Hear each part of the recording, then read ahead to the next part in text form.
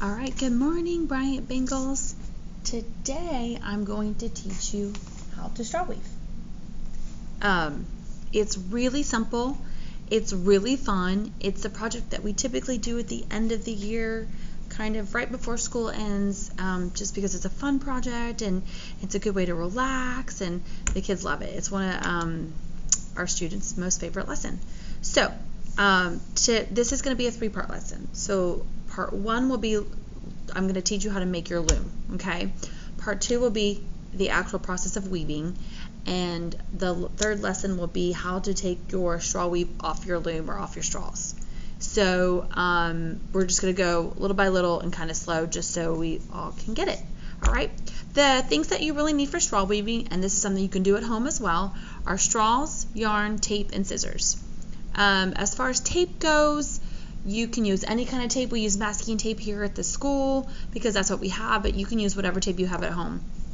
Straws, I would say the best straws to get are straws that kind of look like this. The bendy straws you can use, but you're going to have to cut the bendy part off because it can kind of mess up your straw weaving and make you frustrated. And then the really big ones, like the ones you'd use for smoothies, aren't the best. The holes are just too big. I and Miss Touton get a big bag of straws from H-E-B. They're about in a package of like 250, and they're for like $1.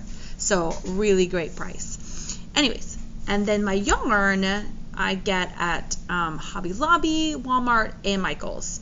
Walmart has the best prices, and their looms are, their spools are really big, and but Hobby Lobby has the fun yarn, like the sparkly and the fuzzy and the eyelash yarn. So once you get kind of used with straw weaving, you could totally get that stuff, and I just always use my Hobby Lobby coupon for that. All right. This is a sample or an example of what straw weaving can look like. A student actually made this for me many years ago, and I love it, and I still have it today. It's so cute. You can make bracelets, headbands, bookmarks, keychains. I mean, the possibilities are endless. You really can make whatever you want.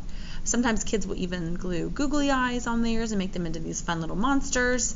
It's really whatever you want. That's the great thing about straw weaving. All right? So let's get started.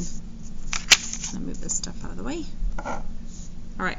The first thing you're going to need to get is 3 straws, 3 pieces of yarn, and 3 pieces of tape. Okay? As far as your yarn goes, the yarn that I put inside of the straws I call our base yarn. That color to me usually doesn't matter, so I just kind of give each of our students whatever color that I have the most of. Don't use the sparkly or fuzzy yarn. It won't go through your straw. It's also the color you don't really see. You'll see it at the end of your straw weaving, but it's inside of here, so you don't see it. So the color really doesn't typically matter. So I'm just going to use a yellow today. What you're going to do is you're going to take your yarn, and you're going to put each piece of yarn through the straw. Okay? If your yarn is real frayed or fuzzy at the end and it won't go in, just cut it. It's not a big deal. It makes it easier. And you're just going to do this. You're just going to push it through the hole. I just do a little bit at a time. Please don't try to do too much. Yarn is soft and it's fuzzy, and sometimes it's stubborn and it doesn't want to go through if you do it like that. So just little by little by little. Okay, once you get a little tail, about a thumbnail length through, then you're just going to lay it flat like this on your table or your workspace and do your next straw the same way.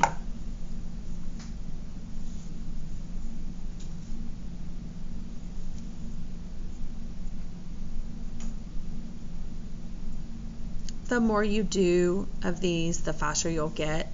But I always tell the students, like, this isn't a race. Just making your loom is the most important part, and probably the most tedious and sometimes most frustrating. But once you get it done, you're like, oh, I know how to do this. I get it. All right, and there you go. So your next step is to take these little tails or smidges, I call them, and tape them down. So this is where you're going to need your tape. You're going to fold the little one down and tape it as close to the top of the straw as you can and as tight to the straw as you can. And the reason for that is because we weave at the top where the tape is. If your tape is really loose or really low, your yarn gets tangled in the tape or tangled in the other yarn that's coming out of here, and you get really frustrated as a straw weaver, and I don't want anyone to be frustrated. So,